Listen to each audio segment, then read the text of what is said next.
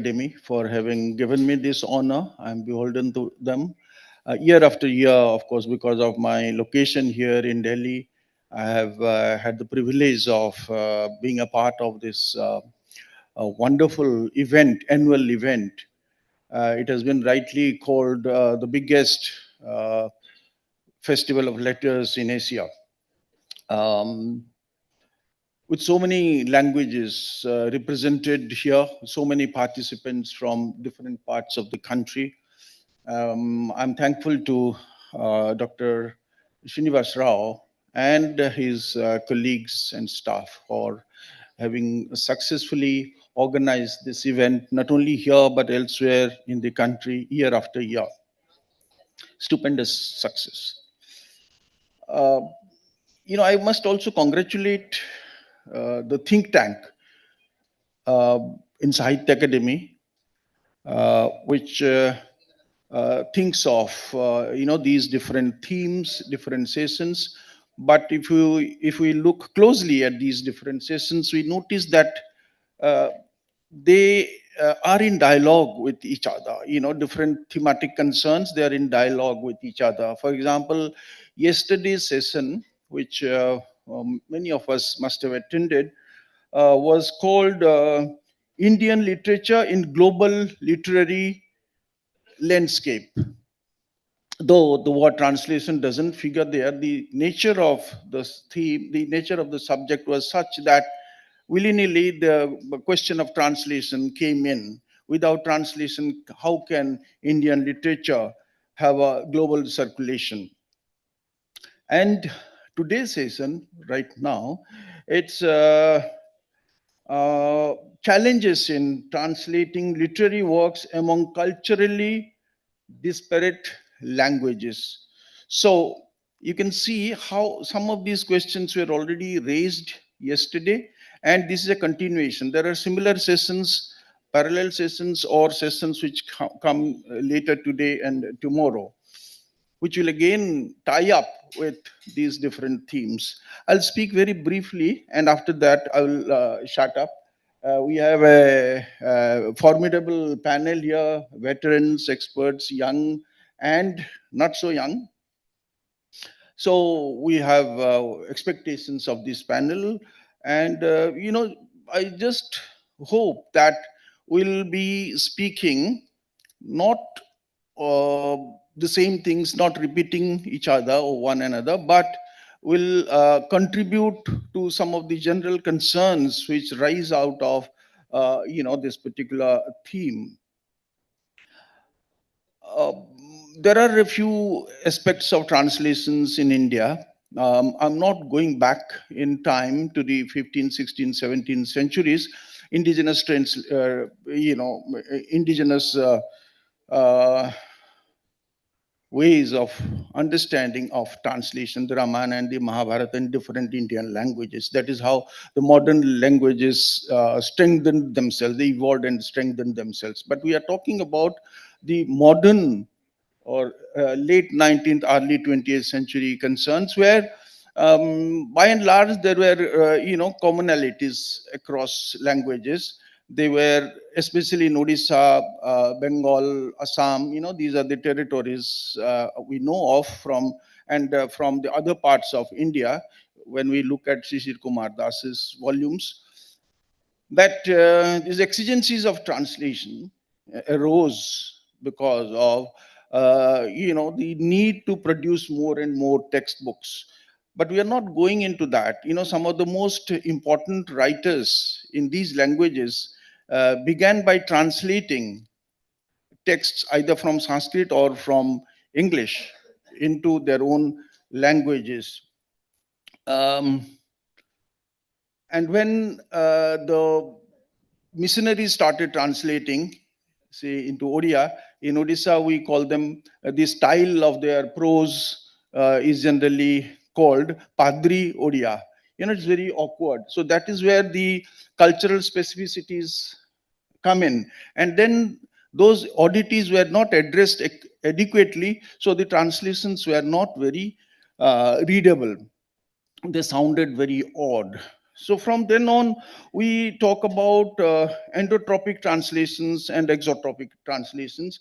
And I'm more interested, and I hope this panel will address these issues. These issues. See, the world through English is what we generally think of whenever we think of translations.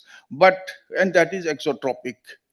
That is Odia literature, Bangla literature. Most of these Indian literatures have been translated, are being translated into English. But there are others, in between translations among Indian languages. This is something that we do not often think of. Though Sahitya Academy and National Book Trust have been doing a commendable job, making available uh, different literary texts in other Indian languages. So endotropic translation is something that we need to think about, where the challenges of culture specific expressions, notations are generally, I mean, that is the impression we have, are less in nature. It's much more difficult to translate Indian language literatures into English because of the difference between cultures. So I'll just talk about, uh, one of my earliest exposures to translation in Odia, Tomo Kokanko Kutiro. That's from English into Odia. That's neither, unless you think of English as an Indian language. When this was translated by Udayanath Sadangi, it again happened through the textbook. When he studied in Calcutta, he was introduced to Uncle Tom's Cabin through one chapter, that is Topsy. And he was so touched by this that he thought of buying a copy of Uncle Tom's Cabin, which he eventually did, and he was so moved by it, moved to tears, that he translated it into Odia. And that translation has stayed. And you know, uh, that's translation. That is a translation uh, because of which many Odias were drawn to texts of that kind. Now, the next one was, and the 1925 is the date when he first read it, but he translated it in 1934. And since then, it's available in multiple editions published by different publishers. There is no copyright. Nobody talks about the copyright. Then Alice in Wonderland, uh, it was translated in many Indian languages. And the author, Lewis Carroll, first thought it when the proposal to translate Alice in Wonderland into German and French arose. Many of his friends at Oxford said, this text is untranslatable. This is a word that we all hear about whenever we think of our own works that are translated into English. Fortunately, in the context of Indian languages, because of um, Indians' familiarity with the English language, many of these texts are not translated. Now, I'll just mention one thing about The Wasteland. When The Wasteland was translated into Odia, or any language for that matter, it offers formidable challenges, beginning with the first line, April is the cruelest month. How do you understand this and how do you translate it into Odia? Because even in English, this becomes quite a challenge, understanding this. But there are so many languages in the wasteland that even among European languages, it's very difficult to understand the whole poem, even with translation. It has words like Da Datta Damyata and Shanti, Shanti, Shanti, which Eliot did not translate into English. The Sanskrit words he did not translate into English. And they're left as such. But, people had to wait for the footnotes or a glossary. When this was translated by Gyanendra Verma, this is one example I must give. Oh, that Shakespearean rag. He does not do necessary research to understand what is rag. So he calls it chira kona, that is torn cloth, rag. what is that Shakespearean rag? So this is a culture specificity of a kind that needs not an equivalent word, but the understanding of the context. It is very new even in English. The Shakespearean rag, 1910, 12, that is when these rags came up. So I'll again return to what I said right at the beginning. I would be very happy if the panelists address the question of translations between Indian languages. Thank you very much. And what I'll do is, looking at the time constraint, I think every speaker should get about 8 minutes or 9 minutes. And then we'll see if we can find some time for discussion at the end. And so I'll call upon Dr. Kirti Ramachandran.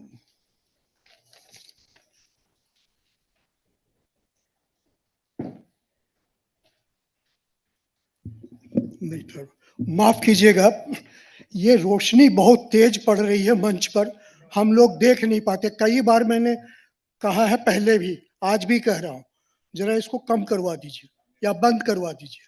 Thank you.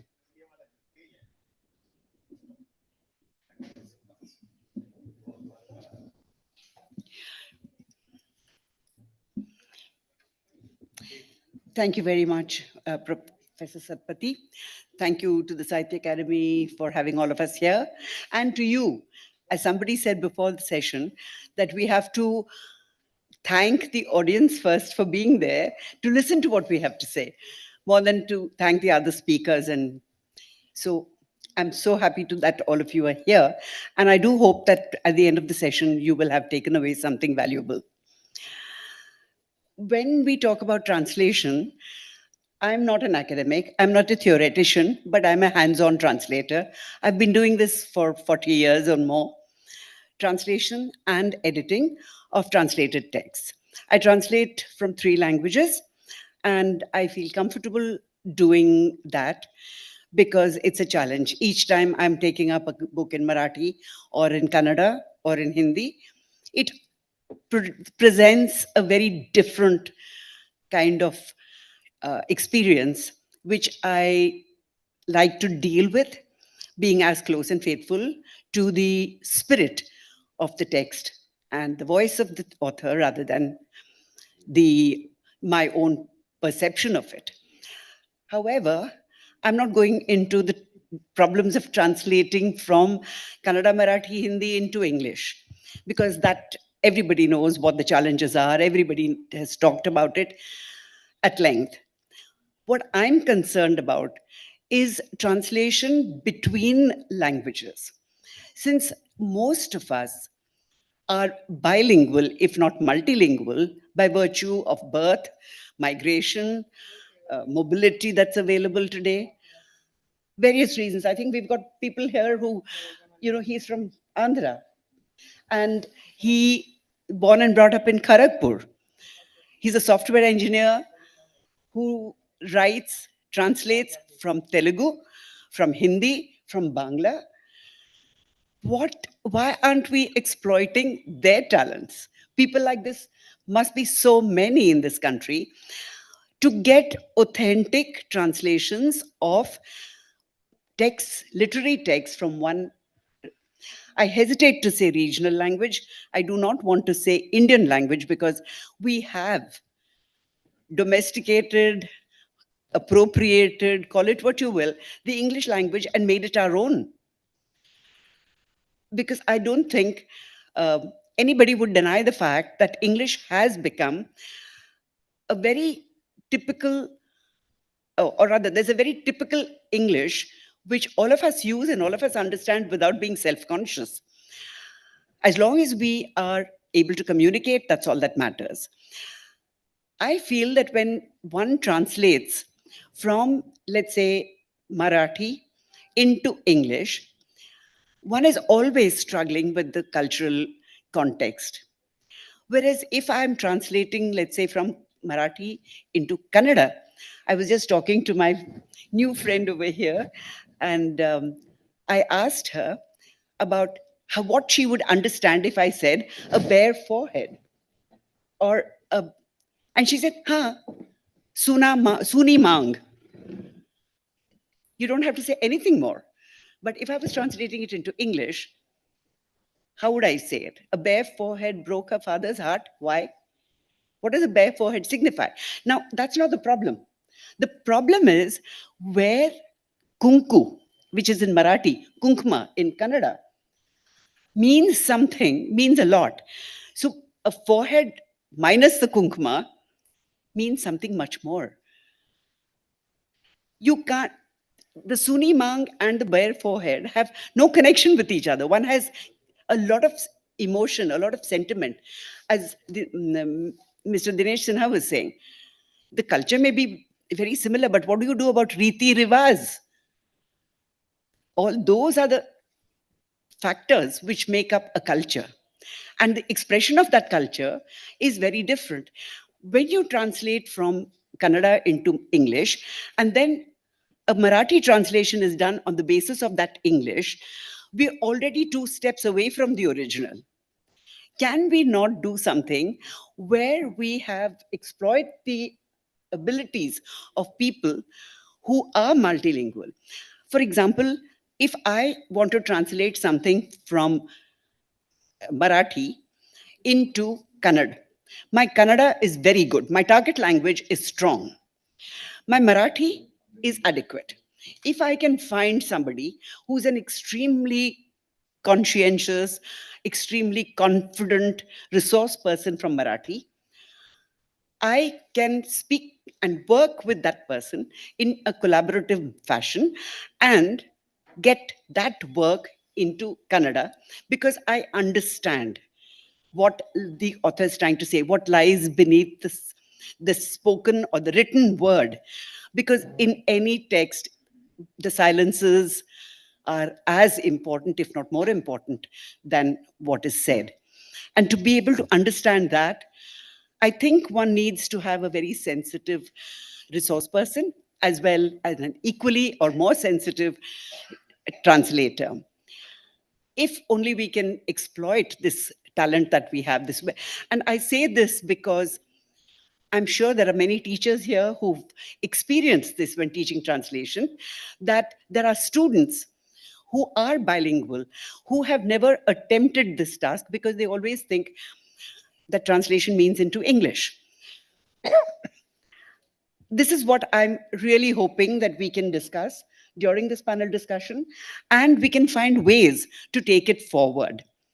If there is time later, I will mention specifically one project that is encouraging this kind of translation work, and maybe somebody will pick up the initiative and we can have more and more such translations between Kannada, Marathi, Hindi, Assamese, Bangla, whatever, into Marathi, Hindi, Kannada, Bangla, and Manipuri, whatever.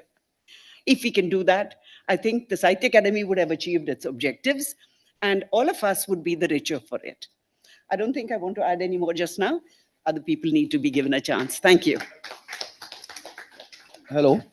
Thank you very much, Kirtiji, for sticking to the time, the limited time given to us. And I also thank you for talking about, the translation between Indian languages.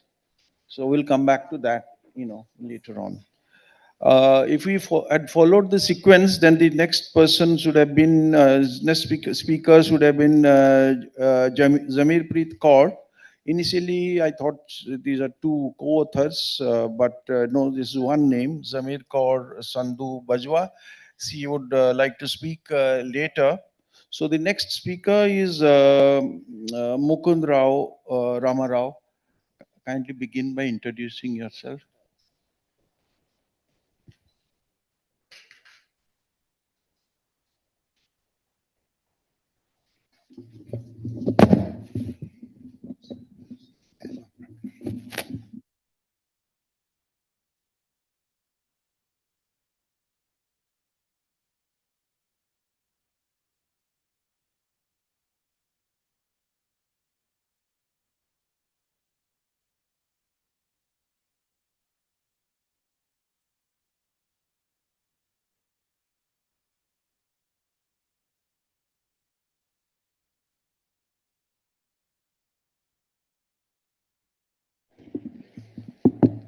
Yes.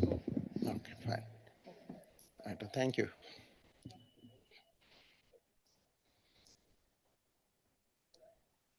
Namaskar and good afternoon to all of you. I'm not a great speaker as I find the speakers here. I can just read out whatever I have made out to read.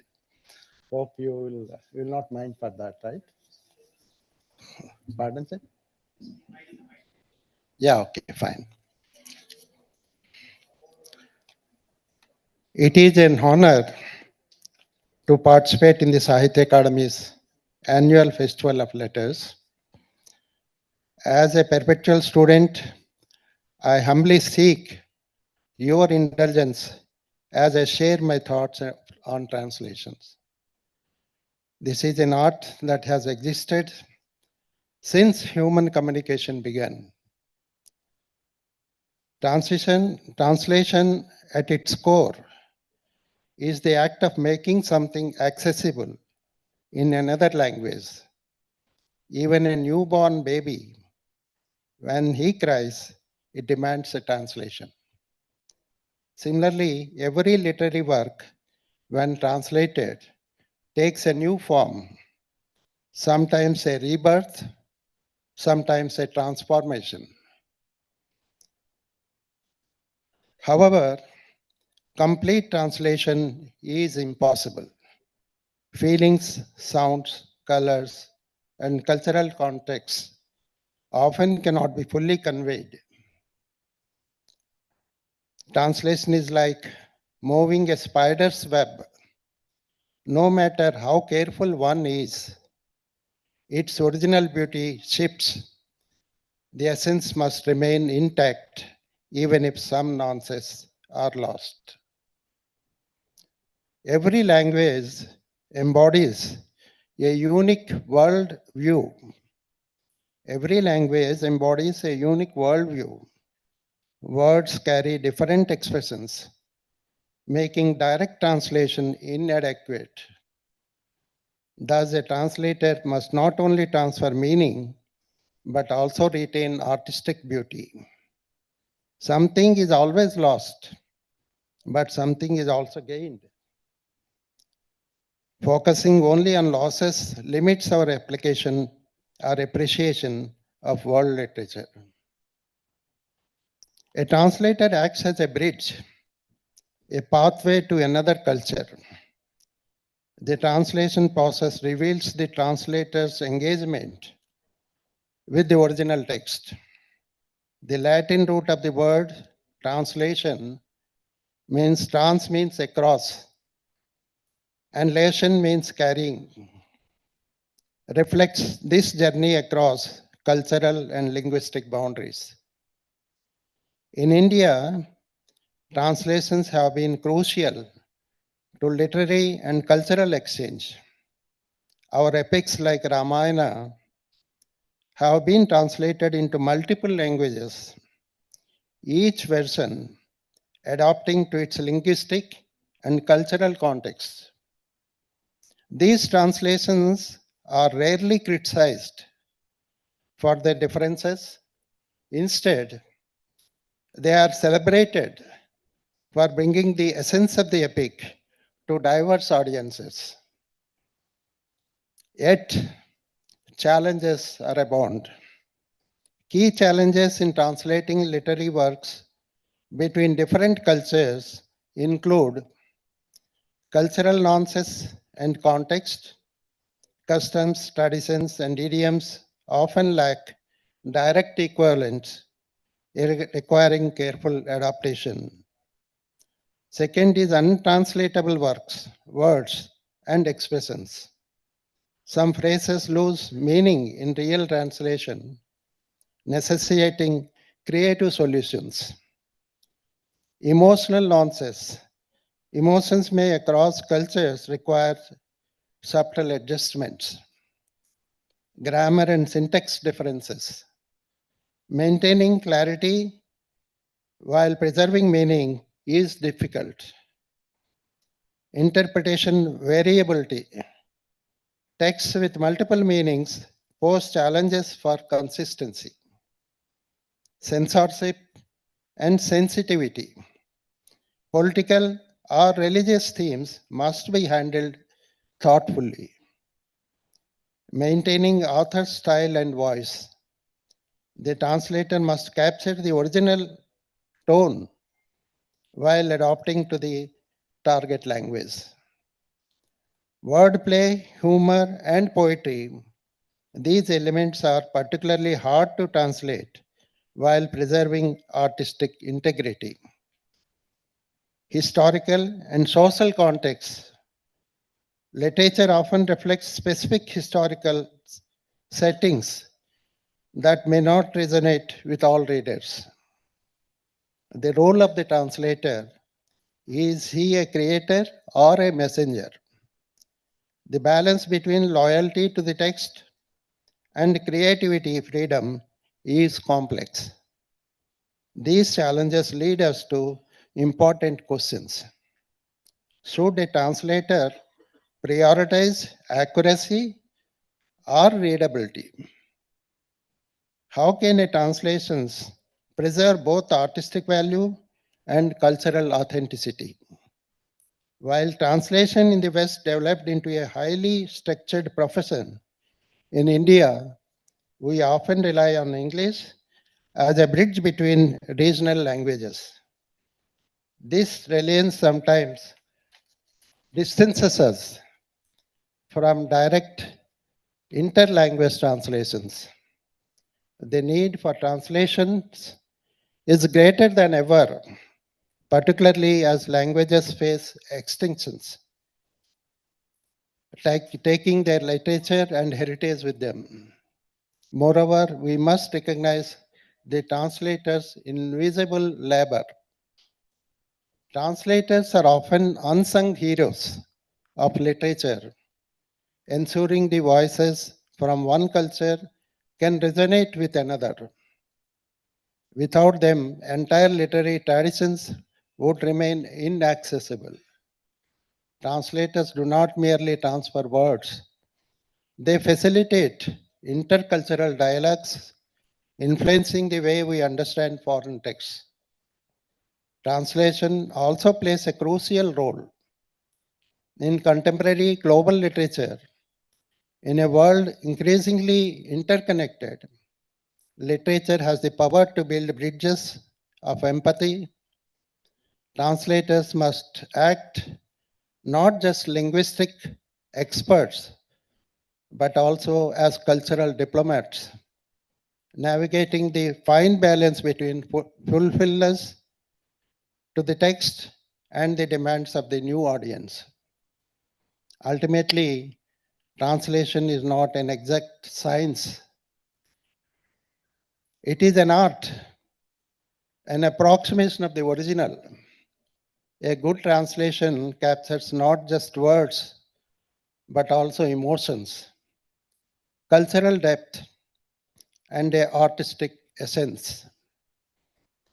As Octavio Paz rightly said, every text is unique and at the same time is a translation of another text. Translation fosters unity in diversity, allowing literature to transcend boundaries.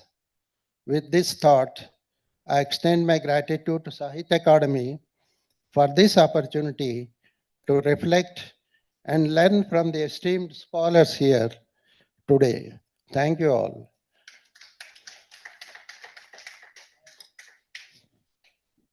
So, should I introduce myself? I not talk about me. Should I say a few words about me? Yes, please. Actually, I'm Mukunda Ramarao from Hyderabad. I'm not a scholar wherein in any language or anything. I'm actually a computer science professional. Uh, so out of interest, I come to the literature and translations. So after my retirement, the railway reservation project, the reservation software, I was one of the key members developing that. So I take pride in doing that. And After that, I've come to the literature, and moreover, I'm born and brought up in West Bengal. So even in Telugu also, I feel that, I'm not that a Pandit, the great Pandit wherein, but somehow out of curiosity and out of interest for the subject, I have translated from Bangla to Telugu. So Nahanyate Maitreyi Devi's book I have translated novel. Then Maitreyi Devi's Nahanyate Bengali novel I have translated to Telugu. And the Indian languages poetry, so 40 languages of Indian languages poetry I have translated to Telugu. And Bhakti poetry in the Middle Ages, that I have translated to Telugu. Yeah, sure, sir. Sure. Thanks a lot. Sure. Thanks a lot. A big hand to him. Thank you. Next, I will call upon my friend Rajendra P. Mishra, who has won almost every single prize on translation in India. So he has got all those prizes. He primarily translates from Odia into Hindi, and perhaps vice versa, from Hindi into Odia. No. So please, I hope to hear from you what your experience.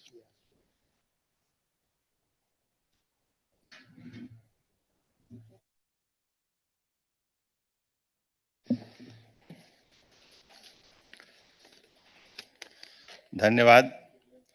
साहित्य अकादमी द्वारा साहित्य उत्सव के अवसर पर आयोजित इस सत्र में मुझे आमंत्रित करने के लिए मैं साहित्य अकादमी के प्रति आभारी हूं।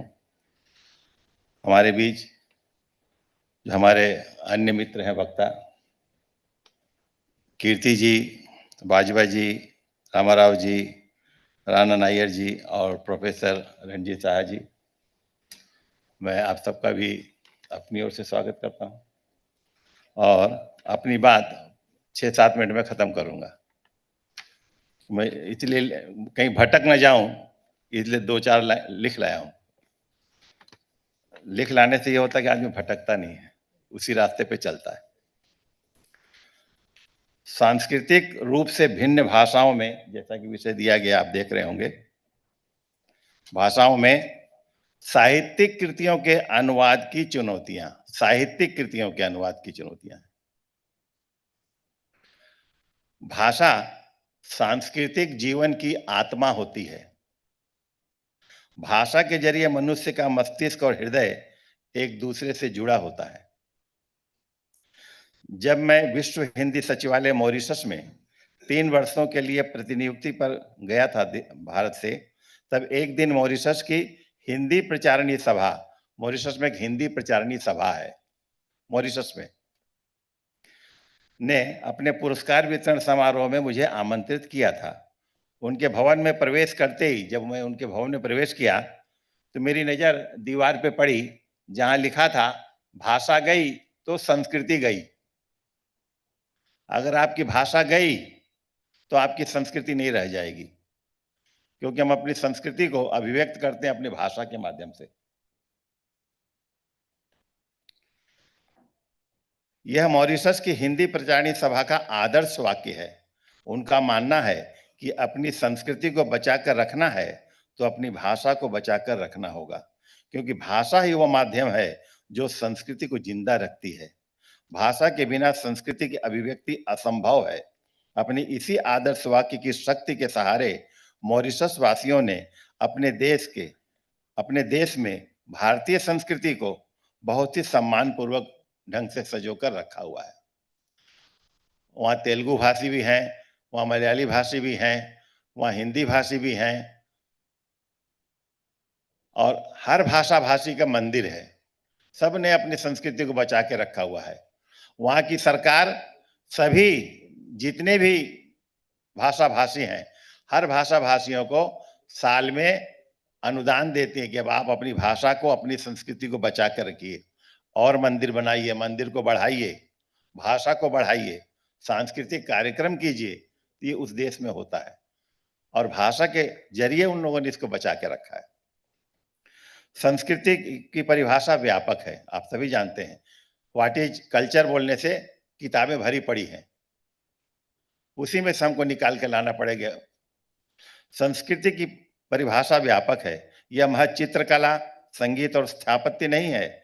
सुप्रसिद्ध अंग्रेज नृतत्व शास्त्री एडवर्ड बर्नेट टाइलर का कहना है कि एक सामाजिक प्राणी के रूप में मनुष्य द्वारा अर्जित समस्त ज्ञान, विश्वास, नैतिकता, नियम, प्रथा, रीति रिवाज इत्यादि का समाहार ही संस्कृति है। इस कथन से संस्कृति की व्यापकता का अनुमान सहज ही लगाया जा सकता है। कुछ छूटा नहीं है इसमें। आपका ज्ञान है, आपका विश्वास है, आप नैतिकता आपकी, आपके नियम है, आपकी प्रथाएं हैं, आपके रीति रिवाज हैं, ये सब संस्कृति है। एक सामाजिक प्राणी के रूप में हम जो भी कुछ समाज से सीखते हैं और सामाजिक व्यवस्था के अनुसार आगामी पीढ़ी में संचरित करते हैं, उसी का नाम संस्कृति है। अतः यह कहा जा सकता है कि संस्कृति किसी समाज या जाति की जीवन पद्धति होती है। इस सांस्कृतिक वैभव को हमारे साहित्यकारों ने काल कालांतर से विकसित किया है, अपनी कृतियों में सहेज कर रखा है।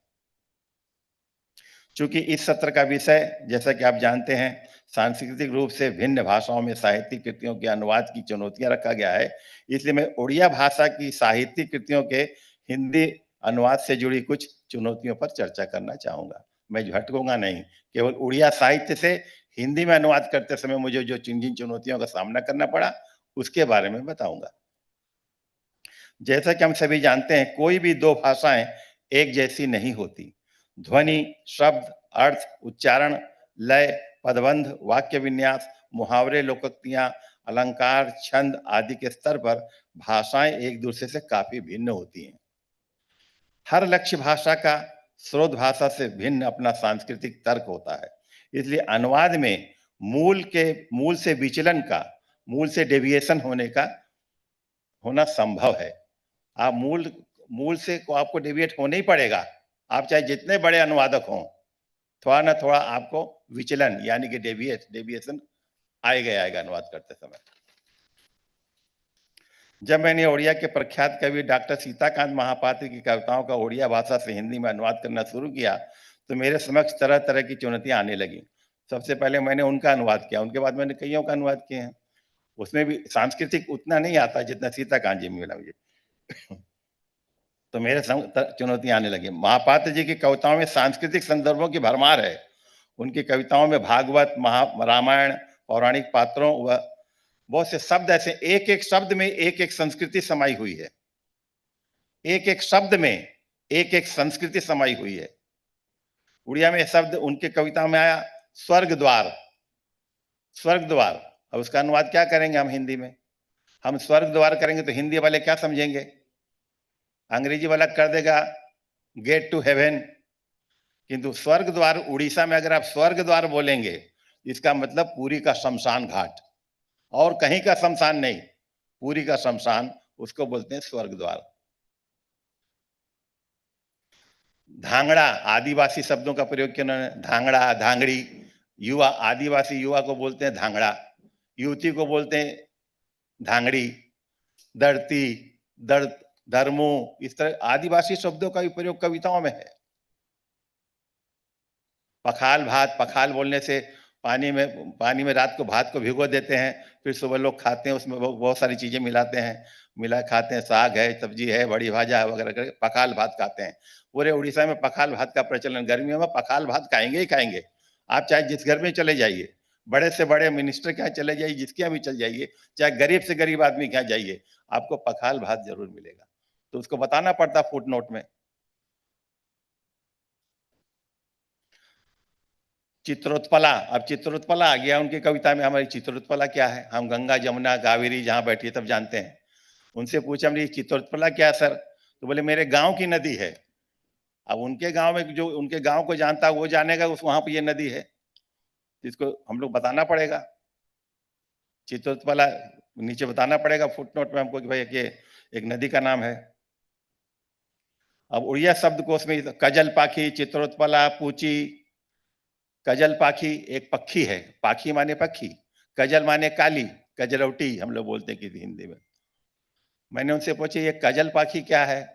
तो बोले मैं तो अंग्रेजी में बता सकता हूँ, ड्रोंगो बोलते हैं उसको। हमने कहा ड्रोंगो, फिर मैंने शब्दकोश में ढूंढा उसको, ड्रोंगो को लिखा हुआ था मीनिंग हिंदी में, एक लंबी पूंछ वाली काली चिड़िया। तो फुट नोट में दे दिया हमने भाई, ऊपर कजल पाक के लिख के और नीचे दे दिया लंबी पूंछ वाली काली कजरोटी, हम लोग बोलते हैं हिंदी में उसको। अच्छा, तो ऐसे में कवि अगर है तो कवि से पूछ के अनुवाद कीजिए, कवि नहीं है शब्द को ढूंढिए, नहीं तो और दूसरे कवि से पूछिए, फिर फुट नोट दीजिए अपने। ओडिया के कुछ कथाकारों का ध्यान दलित और उपेक्षित वनवासी आदिवासियों के दुर्दशा और शोषण की ओर गया। पहले उनकी संवेदना अपने इर्द गिर्द के सामाजिक परंपराओं और प्रचलित संस्कृतियों को अभिव्यक्त करने तक सीमित थी। जब उनका ध्यान अपने समाज से दूर जंगल पहाड़ों की ओर गया, उन दूर दराज के आदिवासियों समाज को केंद्र में रखकर भगवती चरण पाणिग्राही, गोपीनाथ महांती, प्रतिभा राय आदि साहित्यकारों ने शहरी सभ्यता से दूर उन असंबद्ध, अशिक्षित, अवहेलित वनवासी आदिवासियों और दलितों की संस्कृति एवं जीवन धारा को पूरी ईमानदारी के साथ उड़िया साहित्य में पेश किया। इसी तरह वनवासी बोंडा समाज और उनकी संस्कृति को पूरी संवेदना के साथ प्रस्तुत करने का स्तुत्य कार्य किया डॉक्टर प्रतिभा राय ने अपने आदिवासी उपन्यास में। अब इनमें शब्द आते हैं, आदिवासियों के शब्द हैं, धर्म उनके धर्म को लिया गया, उसमें कैसे अपने पूजा पाठ कैसे करते हैं, उनका खान पान क्या है, उनके पर्व त्योहार क्या हैं, शिकार करने जाते हैं तो कैसे शिकार करने जाते हैं, विवाह कैसे उदुलिया विवाह होता है, लड़की को लेकर लड़का भाग जाता है, फिर विवाह करता है, फिर लड़के वाले पार्टी देते हैं, लड़के वाले पार्टी देते हैं पूरे गाँव को, शादी करता है लड़का तो, और कुछ पैसा भी देता है लड़की के पिता को। तो वहाँ के अपनी परंपरा रीति रिवाज है ये। उदुलिया विवाह सामाजिक रीति, उनकी संस्कृति के विभिन्न पहलुओं के साथ साथ उनकी भाषा के कुछ शब्दों को भी ज्यों का त्यों कथानक में पिरोया जाता है उड़िया साहित्य में। अब ये शब्द उड़िया के शब्दकोश में नहीं मिलते हैं। ऐसे में कथाकारों के से उन शब्दों का अर्थ पूछकर फुट नोट में देकर अपना अनुवाद कार्य संपन्न करना पड़ता है। आदिवासी संस्कृति के अलावा उड़ीसा में श्री जगन्नाथ संस्कृति, हमारी जगन्नाथ संस्कृति बहुत बड़ी संस्कृति है उड़ीसा की। जगन्नाथ संस्कृति को आधार बनाकर ओडिया के साहित्यकारों ने कविता, कहानी, उपन्यास और गीत लिखे हैं। हमारे बीच गायत्री वाला पंडा, इन्होंने भी लिखी कविताएं, उसमें भी हमारी जगन्नाथ संस्कृति की झलक मिलती है। इस विषय पर सुरेंद्र महांती हमारे उपन्यासकार हुए, कथाकार, उनका नील स्टाइल उपन्यास है, पूरा आदिवासी संस्कृति माने हमारे जगन्नाथ संस्कृति पे आधारित है, जगन्नाथ मंदिर पे। नील स्टाइल उपन्यास का नाम है, नील स्टाइल। इसमें श्री जगन्नाथ संस्कृति का विस्तृत विवरण दिया गया है। उपन्यास में प्रयुक्त जो शब्द आते हैं उसमें स्नान पूर्णिमा, अब स्नान पूर्णिमा क्या है आपको बताना पड़ेगा, हम लोग आसानी समझ जाएंगे। पूर्णिमा के दिन जो स्नान करते हैं उसको स्नान पूर्णिमा बोलते हैं, किंतु क्यों पूर्णिमा के दिन स्नान करते हैं, इसका क्या महत्व है, इसकी संस्कृति कहाँ है। ओणोसर, ऐसे ओणोसर शब्द है, और बोढ़ा शब्द है, गुंडीचा है, निर्माल्य है, ये सब क्या है, ये सब सांस्कृतिक शब्द है जो कि जगन्नाथ संस्कृति में प्रयुक्त में आते हैं। इनके शब्द के अर्थ भी आपको ढूंढने पड़ेंगे और समझाना पड़ेगा अनुवाद करते समय, या फुटनोट देना पड़ेगा, कुछ तो करना पड़ेगा, तब जाके आपका अनुवाद सही होगा। ऐसे में फुटनोट देकर काम चलाना पड़ता है। अतः ये कहा जा सकता है कि सांस्कृतिक रूप से भिन्न भाषाओं में साहित्यिक कृतियों के अनुवाद में अनेक चुनौतियां हैं, पर एक दूसरे की साहित्यिक कृतियों के अनुवाद के जरिए ही हम आपसी साहित्य, संस्कृति, प्रगति, परंपरा और रीति रिवाजों की जानकारी प्राप्त कर सकते हैं और एक दूसरे के साहित्य से परिचित हो सकते हैं। धन्यवाद, आप लोगों ने इतना सुना, धन्यवाद sir. Dr. Mishra, for sharing your experience of translating Odia literary text into Hindi. One of the ways in which you met the challenge of culture-specific words that you came across was to understand them yourself and then put them in a footnote. That's something that many other translators do not often agree with. Publishers sometimes want to minimize the glossary and notes on specific words. So if there is any other way out, maybe the other translators can share their experiences with us. I'll now request Professor Rana Nair to make his presentation, which is to be brief. We are old friends from the time that we are teaching respectively at Delhi University and Punjab University. I have read some of his works and I have also listened to his very impressive presentations at different seminars. So look forward to hearing you. Thank you, Professor Sumanyu Satpathy. I greet all my panelist friends on the stage and my naman to members of the audience. I read somewhere that the one who listens has to be accorded more respect than the one who speaks. I was reflecting, sitting there, listening to my friends. I was reflecting on the topic and I asked myself a simple question. Is it possible for us to talk about our own languages when we talk about culturally disparate languages? Because my understanding of Indian languages is, despite the fact that most of the Indian languages fall within the two broad categories of Indo-European and Dravidian, that they're more or less sister languages and they have a lot in common with each other. So it was a little difficult for me to actually reflect on another language. Another personal limitation is that all my life, let me say for the past 35 years, I've only worked with two languages. Though of course I'm familiar with three, but I've only worked with Punjabi and English. And therefore much of what I'm going to say now is based on whatever little I have learned after doing translation over the past 35 years. When I reflect on the relationship between Punjabi and English, because this is a question which popped up so many times in my mind when I was doing translation, a certain kind of irony was not lost on me. It's ironic that today when we talk about the relationship between Punjabi and English, we find that it's an unequal, asymmetrical relationship. For the simple reason because Punjabi is predominantly a regional language and English is an international language, whether or not we see it as an Indian language. But I think it has by default become an Indian language. But it's interesting that in English, we had the first poet somewhere in 14th century. We all recognize Chaucer. Whereas in Punjabi, we had first poet somewhere in 12th century. So the point I'm trying to make is, it's ironic that Punjabi started off much earlier than English, but then somewhere in course of this historical journey, it lost out to English. And we know the reasons for it. I'm not really going to go into the reasons as to why English spread. We all know how we need to either blame imperialism or British need to thank imperialism for it. But it's interesting that when I think about any relationship between two languages, I find that even when we are talking of two sister languages, let's say Punjabi, Hindi, or Marathi, or Telugu, Malayalam, so on and so forth, I find that there is some kind of an inherent imbalance there. There's an asymmetry there. Ask me why. We all love our language. There are affective reasons for it, not social reasons, but there are affective reasons for it because we love our own language to distraction. And that's the reason why we choose to locate ourselves in our own language and work our way into different languages.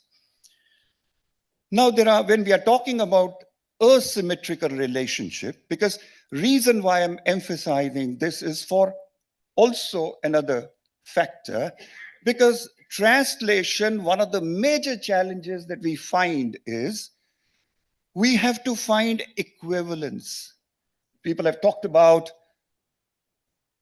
linguistic equivalence. Mishra ji was elaborating on it. Professor Samanyu Satpathy has pointed out cultural specificity. But all languages, I feel, are unequal because of the kind of value we attach to our own language. And we think that the other person's language, even though it may have a lot in common with our own, doesn't have the same value. One of my regrets is that, we haven't understood this basic fact about languages, that they are modes of communication. And I think translators probably are the best persons to actually underline this fact, that it's a mode of communication and therefore it should be. Of course, cultural differences will exist, will persist, but all languages are equal at that level. And probably I'm saying this in Sahitya Academy, this is the place where it needs to be said that I wish, my dream is if we can create a republic of languages where all languages enjoy the same status and the same value. But that calls for a very major revolutionary change in the mindset of the people. And I think I leave it to future. Now, what are the kind of asymmetrical equations we are talking about? One is some kind of a cultural sociology. Let me elaborate on it a little. What do I mean by this? When I translate from Punjabi into English, I find that, and this goes, if you allow me to say that, it goes for most of the Indian languages and most of the Asian languages also. We think differently. We constitute relationships differently. We have what we call kinship culture. चाहे हमें रिश्ते निभाने नहीं आते हैं, चाहे हमारे रिश्तों में बहुत सी हिपोक्रेसी और डिसीट और डिसऑनेस्टी है, लेकिन फिर भी रिश्ते हम डिफाइन करते हैं. So we give name to our relationships. हमारे अंकल आंटी नहीं होते हैं, वहाँ मौसी भी होती है, बुआ भी होती है, और पंजाबी में अगर मैं कहूँ तो बेबे भी होती है, बीबा भी होती है, बापू भी होता है. We have some kind of a special emotion that we associate with each relationship, and that's exactly what we value. Now, one of the major challenges that comes in is, how do you deal with this cultural sociology? Do you actually dispense with all that is part of kinship culture and standardize it? Or you try and preserve? If you try and preserve cultural specificity, as Dr. Satpathy was pointing out, then the problem is you don't translate into target language. फिर वो एक transaction नहीं रहती है दो source और target के बीच में, because in the process of translation, and I'm sure all my translator friends would side with me when I say that, it becomes a third language. Translation, I have believed over the years, is done in the liminal space, in the third space. George Steiner भी कहते हैं कि ये third language create होती है through the process of translation, जिसको कुछ हमारे Indian thinkers ने, translators ने जब theorize करने की कोशिश की, तो उन्होंने कहा कि translators या translated text एक त्रिशंकु है, वो लटकते हैं बीच में, ना heaven में है, ना जमीन पे हैं, बीच में कहीं हैं. So हम बीच के लोग हैं, in between. That is one major assumption that I think we need to keep in mind. The translation is never done from source into target, but in the process of translating, we create the third language. Now, what is this third language? Which has a lot of ideas, concepts from the source, and they are carried over into the target. आजकल मैं एक text पे काम कर रहा हूं जिसका manuscript Dinesh ji के पास पहुंच चुका है. गुरदयाल सिंह जी की पहली नॉवल थी मड़ी दा दीवा, and I spent sleepless nights thinking about whether I could find cultural equivalent for muddy. I have none, because that idea, that concept simply doesn't exist in English language. It's such a homespun idea that it only exists in certain part of the culture. People who are familiar with the rural landscape of Punjab would probably be able to relate to it. There is another dimension to this asymmetry, which of course has to do with cultural ecology. हम भूल जाते हैं जब हम रिश्तों की बात करते हैं कि मौसम भी उतना ही अफेक्ट करता है राइटर को, या उतना ही पार्ट होता है ऑफ राइटर्स मिल्यू जितना कुछ और. मैं कहने की कोशिश कर रहा हूं, seasons are understood very differently in our own context than they are in England. They have 4, we have 6. So these are some of the challenges that we have to encounter. Apart from that, I think the major challenge is most of our languages, writers do not write in the standardized language. They write in the dialect. Now, translating from a dialect, for instance, Gurdial Singh used to write in Malwai, and translating a dialect of Punjabi into whatever you may call standard English or whatever I know of standard English, that becomes a huge challenge again. Finally, towards the end, I would like to say, yes, translations are happening. It's a matter of celebration. Sahitya Academy organizes these events every year. It's doing seminal work in the area of translation. We have National Book Trust as well, and we have National Translation Mission. They are translating knowledge texts. But I think now, because we have been engaged in this business of translation for over 50 years or more, time has come for us to actually look for indigenous Indian tropes for theorizing translation. Hamara jo dependence hai on Western theory is excessive. So there are translators who are theorizing it, but I think we need to pay a little more attention to it. Thank you so much, because I've got the signal. God bless you all. Thank you, Professor Nair. It was wonderful listening to you, and I didn't want to interrupt your flow. Though we don't agree on a couple of points, we'll come back to that later. I'll now request Professor Ranjit Saha to make his presentation. Kindly introduce yourself briefly. I'm doing this to cut down on time. You know, I didn't want to introduce the speakers because most of you are well known here. And, you know, it will be good if you can just say a few words about yourself.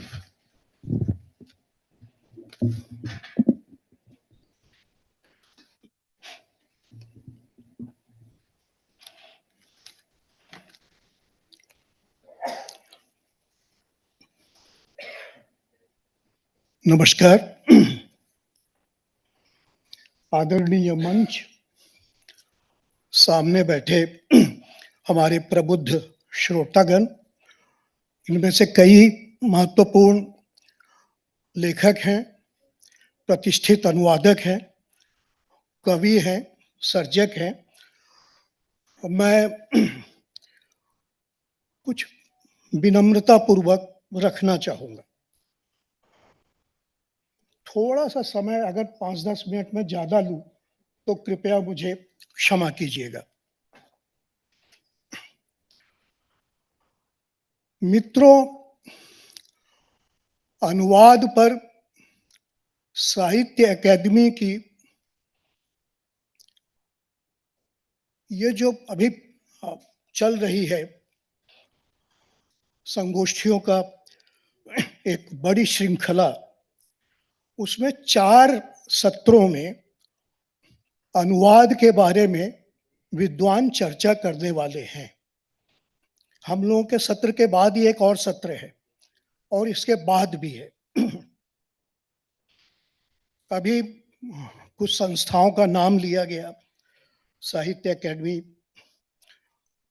और translation mission, national book trust, पहले भारतीय ज्ञानपीठ का भी नाम लिया जाता था।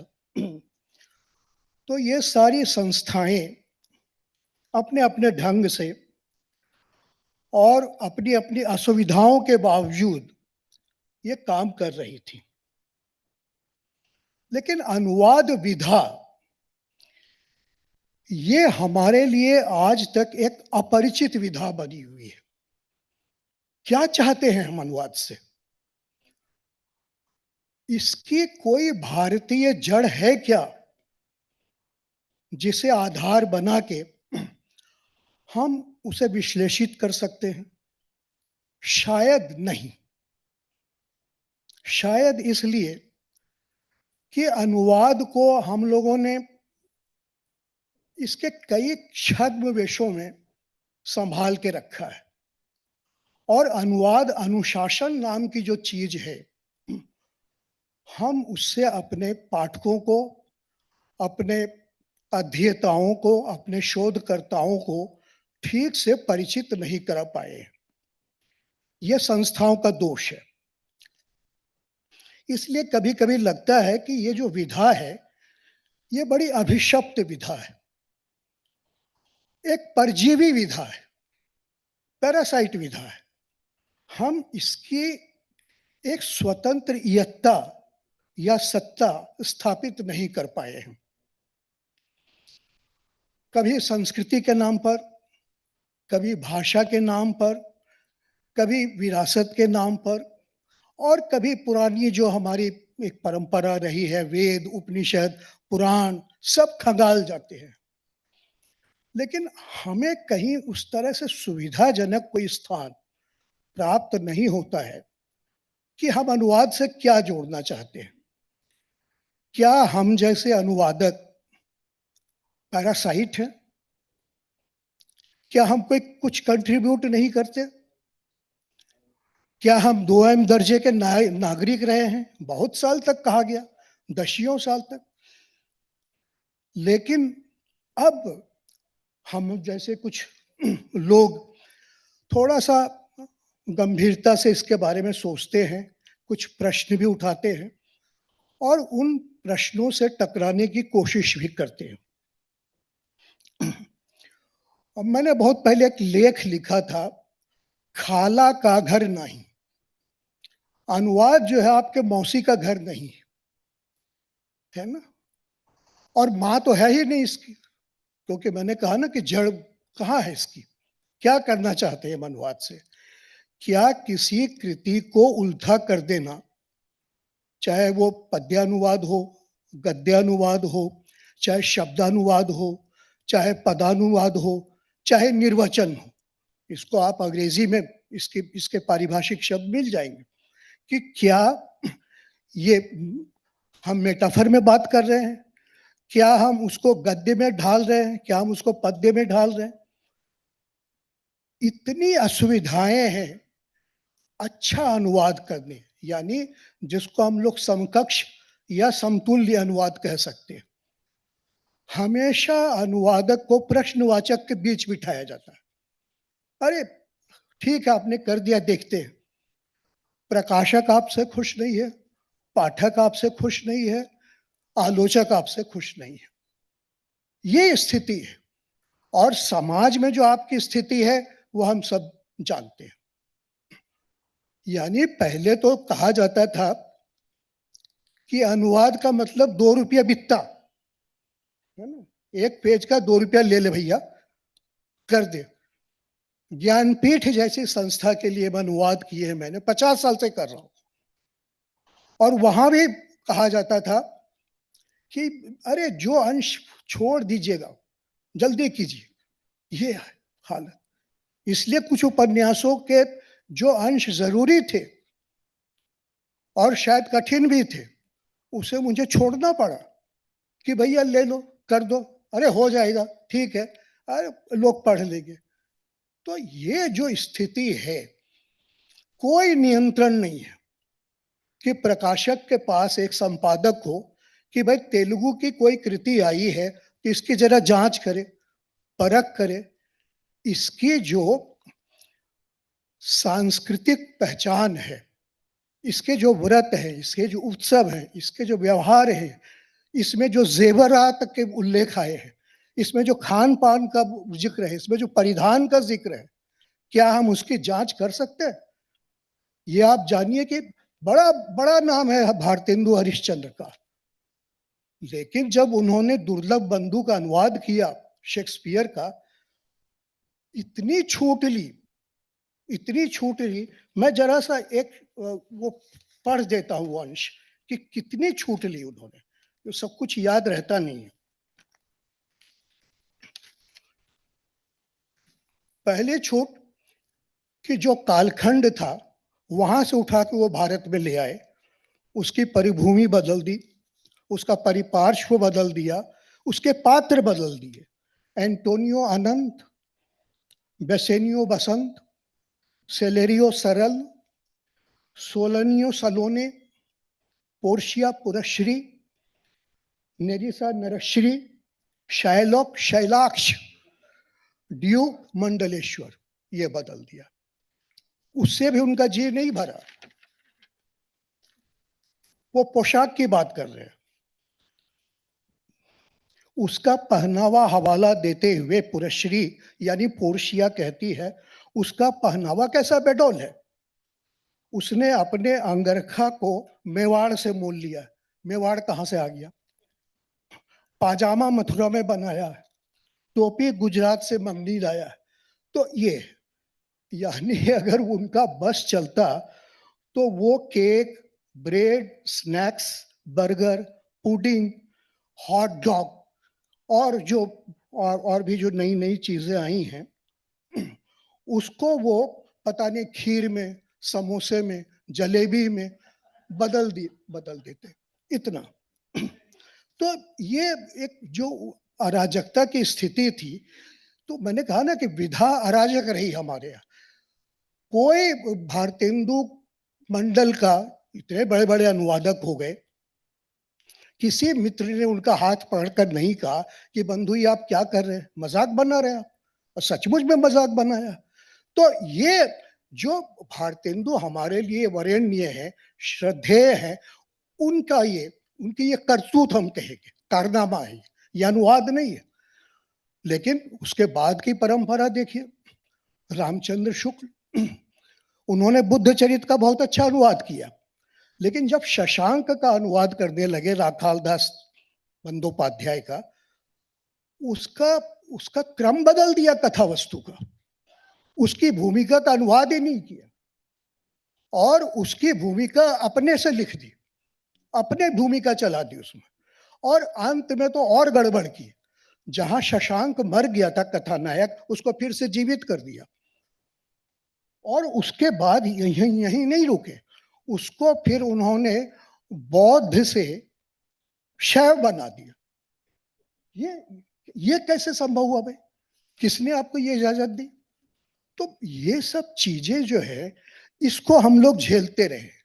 तो जब आपके सामने कोई मूल्यादर्श नहीं होगा, एक ऐसा, मैं अगर वो कहूं तो अज्ञे जी ने भी ये शैतानी की है, बिल्कुल की है। ये जो उन्होंने रेजिग्नेशन का जो अनुवाद किया, त्यागपत्र जैनेन्द्र जी का, वहां बड़ी छूट ली उन्होंने, जो पहले तो 67 में अनुवाद किया उन्होंने, और शायद जैनेन्द्र जी इस वाकये को नहीं उठाना चाहते थे, हालांकि दोनों दिल्ली में रहते थे, मिलते जुलते रहते थे। जैनेन्द्र जी को थोड़ा सा तो आक्रोश व्यक्त करना चाहिए था, सात्विक आक्रोश, कि अज्ञे तुम ये क्या कर रहे हो। अज्ञे जी ने लिखा कि मैंने जो कुछ किया है जैनेन्द्र जी की सहमति से किया, और फिर कई जगह उन्होंने फिर 1980 में ऐसे अंश जो लोगों ने उनको एक तरह से रेखांकित किए, उसको हटा करके फिर उन्होंने 1980 में उन सब चीजों को दोहराया, थोड़ा बेटर किया। तो अगर 1980 वाला ही बाद में उन्होंने प्रकाशित किया होता तो इस तरह की किरकिरी नहीं होती। तो मित्रों, ये सब चीजें जो है ना, हम लोग जो हिंदी का जो समाज है, अब क्या किया जाए, इसकी कोई आवाज नहीं है कोई आवाज, आज तक आवाज नहीं है। हम लोग भले दुनिया भर के राजभाषा और हिंदी दिवस और वो सब करते रहे, वो बात है कि चलती है हिंदी और पहुंचती है अंग्रेजी, ये स्थिति है। तो आप जब कहते हैं कि भाई हिंदी की रचनाओं का अनुवाद होना चाहिए, कि बड़ा इसको कहा गया है कि ये तो आकर भाषा है, रिजर्वायर की भाषा है। अगर कोई अच्छा अनुवाद होता है, मैं 2 मिनट और लूँगा, अगर कोई अच्छा अनुवाद होता है तो मैंने देखा है, मैं साहित्य अकेडमी में 21 साल तक काम कर चुका हूँ, इसका उपसचिव रहा हूँ, इसलिए मैं जो कह रहा हूँ वो थोड़ा सा कटु भी है और थोड़ा सा कटु मधुर भी है। ये मेरा सब देखा हुआ है। आज भी जो स्थिति है शायद वो हताश करने वाली है। तो इसलिए क्योंकि अनुवादक जो देता है करके वो लोग काम चलाते हैं। अब कोई विशेषज्ञ बुला लिया, अरे जरा देख लीजिए इसको, यार छापना है, नहीं करना है, वो करना, हो गया। हमने भी बहुत पाप किए हैं यहाँ, सचमुच में, और वो दबाव के चलते। अनुवाद की जो एक मांग होती है, जो पहचान होती है, जो आपकी भाषा को भी सुप्रतिष्ठित करती है, वो स्थिति हम खो चुके हैं। मेरी एक किताब है रविन्द्रनाथ ठाकुर पर, नेशनल बुक ट्रस्ट से। मैंने कई बार वहां के अधिकारियों को कहा कि भाई ये मैंने बहुत पहले 1995 में अनुवाद किया था, थोड़ा सा इसको मैं और रिवाइज करना चाहता हूँ। उसके 16 संस्करण हो गए, बहुत पढ़ी जाती, अंग्रेजी से ज्यादा पढ़ी जाती, लेकिन वो कहते रहे चल रही है, क्या जरूरत है, फिर हमको कंपोज कराना पड़ेगा। तो ये सब स्थिति हम जैसे लोग जो थोड़े प्रभावी भी हैं और थोड़ा आपका नुकसान भी पहुंचा सकते हैं, तो भी हम लोगों की बात नहीं मानी जाती। तो इसलिए जो सामान्य अनुवादक है उनसे मैं निवेदन करूंगा, रिक्वेस्ट करूंगा कि अगर आपको इस क्षेत्र में आना है तो एकदम कमर बांध के आइए। बहुत दुखद स्थिति है। अभी मैं कल्चरल पारिभाषिक शब्दों की बात करूं तो उसमें इतनी छूट ले जाती है ना। हम लोग बराबर कहते हैं कि भाई सांस्कृतिक अनुवाद होना चाहिए, पारिभाषिक अनुवाद होना चाहिए, लेकिन उसमें इतनी छूट कुछ का कुछ कर देते है ना। थोड़ी बहुत हमने भी गलतियां की होंगी, लेकिन कोई बताने वाला उस समय नहीं था या आज तक नहीं बताया है कि भाई जो ये जो है ना शिवदाड़ा, शिवदाड़ा का अर्थ रीढ़ होता है। ये मुझे 30 साल के बाद पता चला। तो ये जब अगर आप इसकी स्थिति है ना, कोई कौन पढ़ रहा है आपकी किताब को, कोई पढ़ रहा है या उलट पुलट के देख रहा है या आपको खुश कर रहा कि भैया ठीक है, अरे आप लिखते रहिए, बहुत अच्छा लिख रहे हैं, धन्यवाद। तो ये जो एक तरह का अनुवाद के साथ हम लोग रक्षाबंधन खेल रहे हैं, है ना, इससे बचना होगा।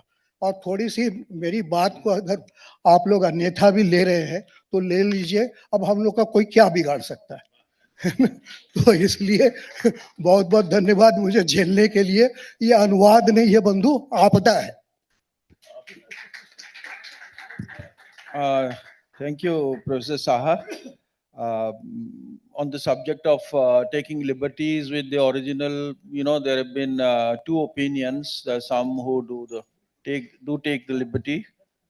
There's some who take liberties, and other translators think that they have to be faithful to the original. But Vartandu Harishchandra met his match in Odisha when his play. Natak, Bharat Durdasa was translated by Raja Vikram Deb into Odia as Utkal Durdasa. So he completely changed it to Odisha. It was a literal translation otherwise, but he contextualized it very differently. And insofar as these names are concerned, our highly respected poet, translator, Mayadhara Mansingh also was talking about Desdemona being Dasyu Damana. And he tried to change the names into Odia sounding names. So there have been all these cases. The Tempest, the first Shakespeare play that was translated into Odia was The Tempest, and it was called Bonnobala, Bonnobala, in line with Sakuntala. So thank you very much. Now I will request Dr. Professor Kaur, please introduce yourself.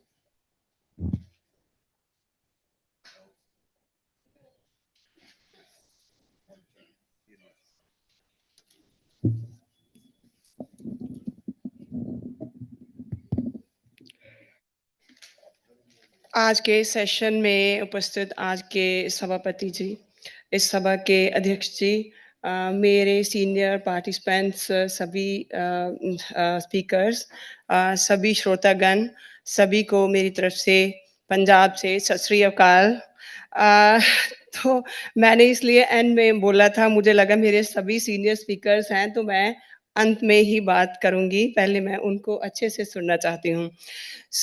मैं क्योंकि translation theory and practice भी पढ़ाती हूँ university में, तो थोड़ा सा 1 minute के लिए मैं ट्रांसलेशन के टेक्निकल एस्पेक्ट, थ्योरेटिकल जो थ्योरी है उसके बारे में बात करना चाहूँगी।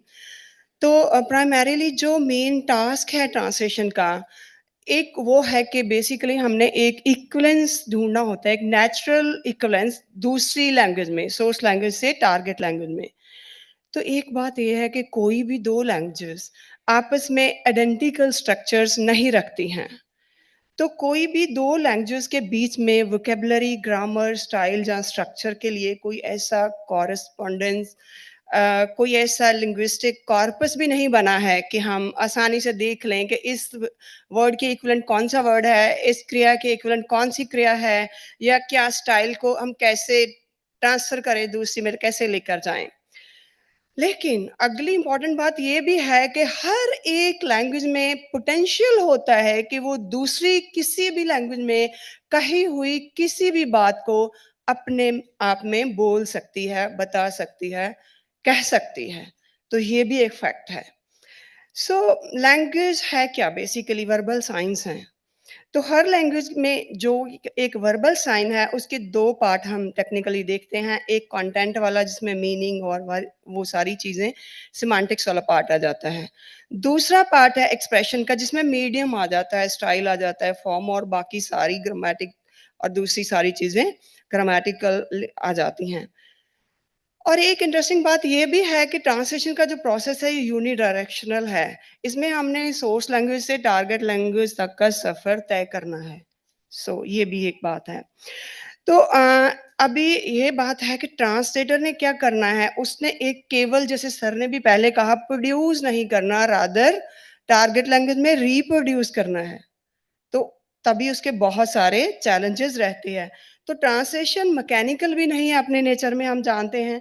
तो इस सबसे पहला स्टेप जो ट्रांसलेटर को करना है वो है इंटरप्रिटेशन, और या उसकी कंप्रीहेंशन, जहाँ की अंडरस्टैंडिंग। पहले वो है क्या, फर्स्ट रीडिंग उसकी अपने लिए, खुद के लिए है। तो फिर आगे क्या करना है कि उसी ये उसी जो उसने साइंस पढ़े, जो उसने कंप्रीहेंशन खुद के लिए अंडरस्टैंडिंग बनाई, उसको फिर आगे उस मैसेज को आगे लेकर जाना है।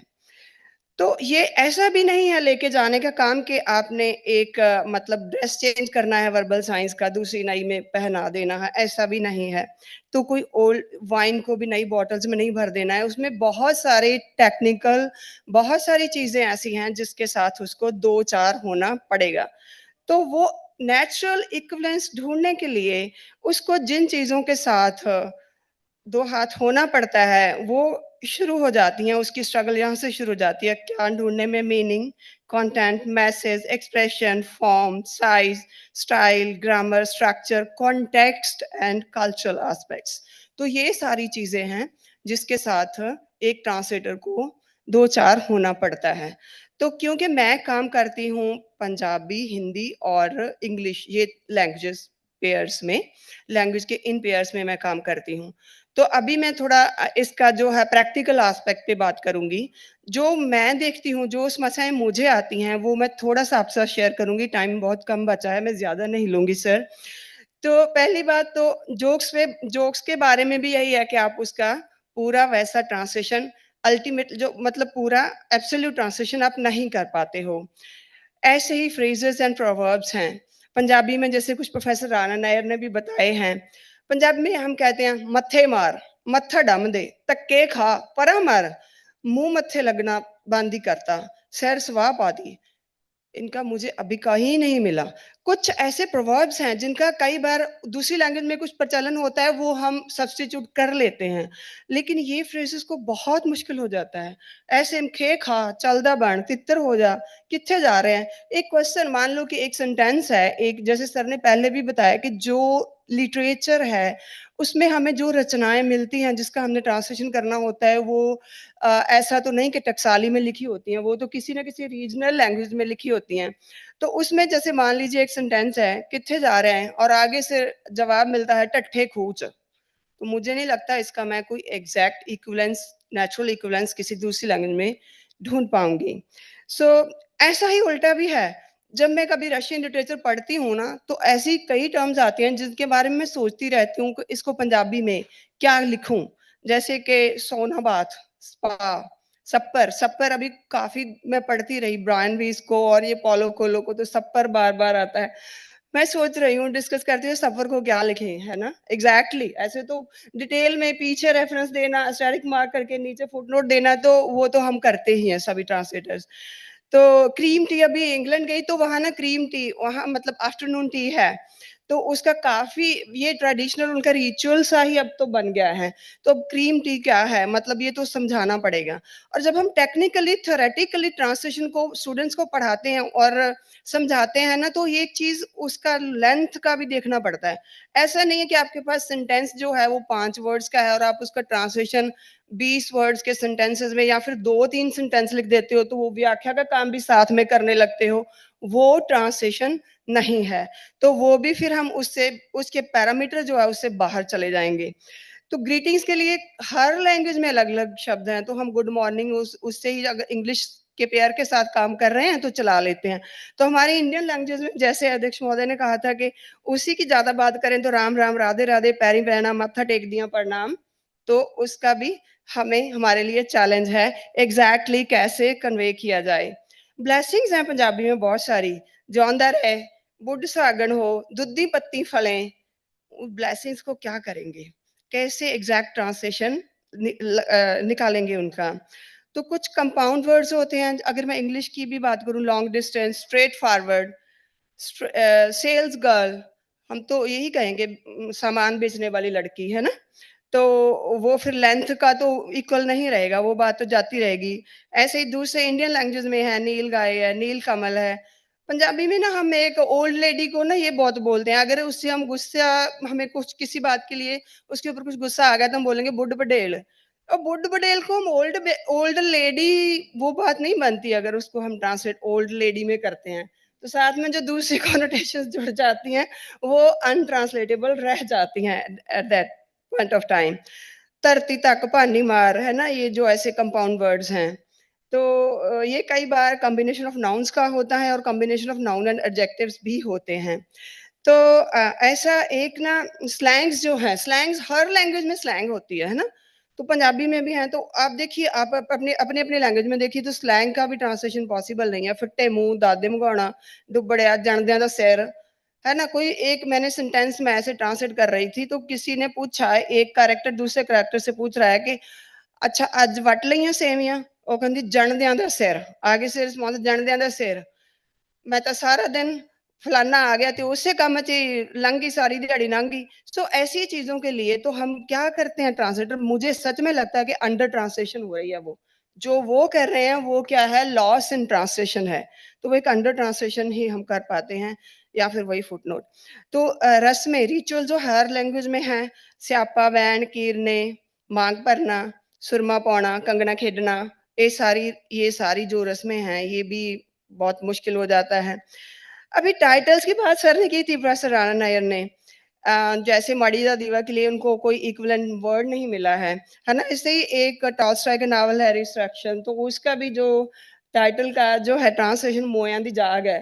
तो अभी हम ट्रांसलेशन किसके लिए करते हैं, उस ग्रुप ऑफ रीडर्स के लिए जिनको जिस लैंग्वेज, सोर्स लैंग्वेज से हम ट्रांसलेट कर रहे हैं, उनको वो ना लैंग्वेज आती है, ना कल्चर से भी कोई ज्यादा उनका वो इतनी नॉलेज उनको उस कल्चर की भी नहीं है।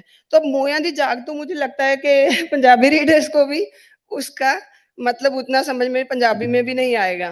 कई बार ऐसी ट्रांसलेशन हो जाती है कि जो रीडर उसको पढ़ पा रहा है ना, वो भी नहीं समझ पाता। तो ऐसी एक टॉरेंस ऑफ स्प्रिंग है ना तुर्गनेव का, उसका वैन बाहर आंदे है।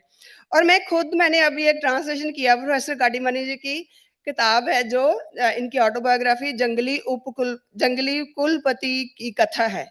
जब मैंने ट्रांसलेशन किया तो सर ऑलमोस्ट सभी बहुत सारी लैंग्वेजेस में वो बुक ट्रांसलेट हो चुकी है। तो कुलपति वर्ड ही आता है टाइटल में, जंगली कुलपति की कथा। अब मेरे लिए फिर चैलेंज था, पंजाबी में हम कुलपति नहीं कहते वाइस चांसलर को, पंजाबी में कहते हैं उप कुलपति। दूसरी लैंग्वेज में कुलपति वाइस चांसलर और चांसलर के लिए है, एक बाइनरी है, वाइस चांसलर के लिए है कुलपति और चांसलर के लिए है कुलाधिपति हिंदी में। पंजाबी में क्या है, वाइस चांसलर के लिए उप कुलपति और चांसलर के लिए कुलपति। तो मेरा ट्रांसलेशन का जो टाइटल बना तो वो उप कुलपति ही बन पाया। तो ऐसे जैसे किनशिप की सर ने ऑलरेडी बात कर दी है, चाचा मामा ताया फुफ्फड़, अगर हम उनको आंट और अंकल में ही समेट लेते हैं ना तो वो भी अंडर ट्रांसलेशन है। तो इसीलिए जैसे हर जगह का फल सब्जियां हैं, फ्लोरा फोना की जगह फल सब्जियां भी आती हैं। तो हमारे पंजाब में ना आम की अगर हम देखें तो कितनी वैरायटीज हैं, दशहरी आम, बचोसा, कलमी, तोतापरी, है ना। तो उसको ट्रांसलेट करेंगे मैंगो, वो भी उसका एग्जैक्ट ट्रांसलेशन नहीं है ना। तो अगर जल चढ़ाना है तो उसको ऑफरिंग द प्रेयर्स ही कहें तो वो भी एग्जैक्ट ट्रांसलेशन नहीं है। अर्थी नु मोढ़ा देना, अग्नि देना, फुल चढ़ाना, टू परफॉर्म लास्ट राइट्स भी एग्जैक्ट ट्रांसलेशन, उसको भी हम नहीं मान पाते, ये भी अंडर ट्रांसलेशन में ही आएगा। बर्तन है हर जगह के, है ना, ऐसी बहुत सारी चीजें हैं। महीनों के नाम है हाड़, सौन, भादों, अस्सू, कत्ता, वो भी हम उसका भी कुछ हमारे लिए अभी तक हमें कुछ नहीं मिला है। तो ये प्रॉब्लम्स हैं जिनके साथ हम स्ट्रगल कर रहे हैं। एक छोटा सा मैं और एग्जांपल देकर खत्म कर रही हूँ।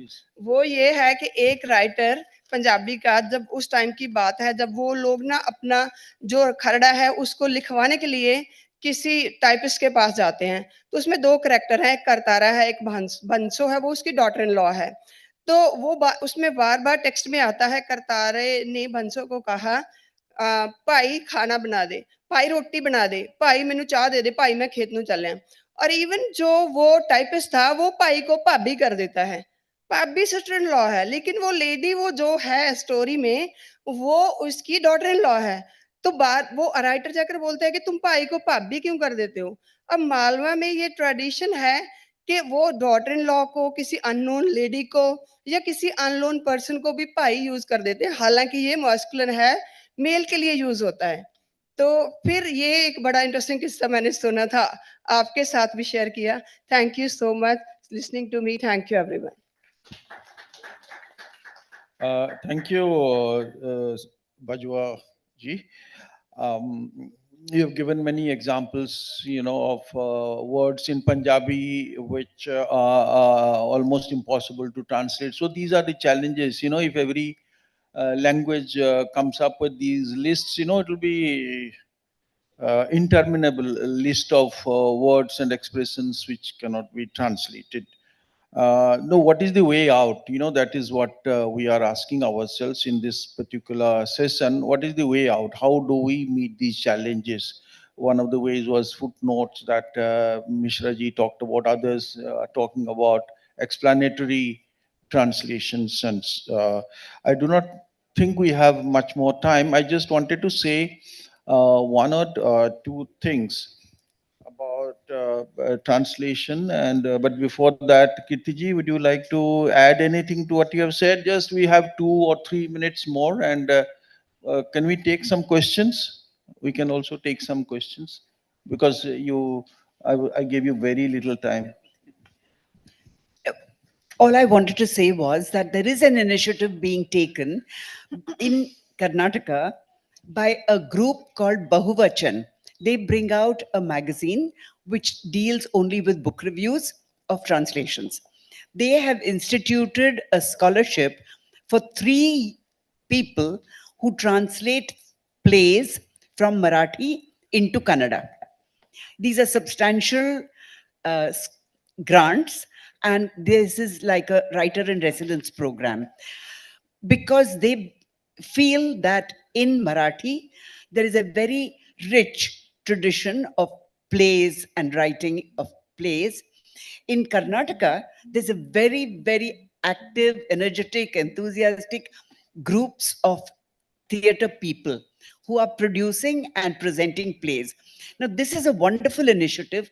They've got a huge response from people who want to translate from Marathi into Kannada, and they do encourage collaborative translations where the resource person is from Marathi and the target language is addressed by the Kannadiga. So I wish somebody picks up this idea and takes it forward. I'm already being asked to wind up. I just wanted us to ponder over one particular aspect of our own languages, which is the concept of intralinguistic translation. That is, there are prose texts in Odia. I wonder whether that is the case with the others, which I'm trying to translate one, and I find it impossible because there are no dictionaries to help to go to. In the late 19th century, all our languages were such, they were born out of such syncretic culture that Fakirmon Senapati's famous novel Chauman Attagunta, which was published in 1903, when it was the second edition came out in 1925. His son Mohini Mohan Senapati supplied it with more than 400, translations of, footnotes, because these words had gone out.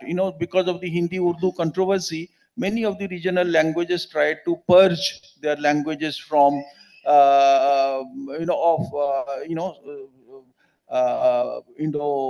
Perso-Arabic and Marathi, because there was Maratha rule in Odisha. So all these words had come into Odia. Now by 1925, they were gone. So people didn't understand Fakirmon. Now it is impossible for a 21st century reader, Odia reader, to understand Fakirmon Senapati. And just to give one example, so some attempt is being made to modernize, like Chaucer, for example. So is something like this happening in the other languages? I wonder, because these are also challenges that we often face.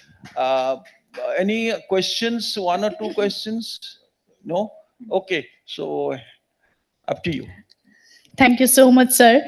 It was really a wonderful session, and I must say a heartfelt thank you to all our esteemed guests, speakers, and all the attendees for being a part of this enriching session. Thanks a lot, and we really look forward to more sessions like this for seeing you for our next sessions. Thanks a lot.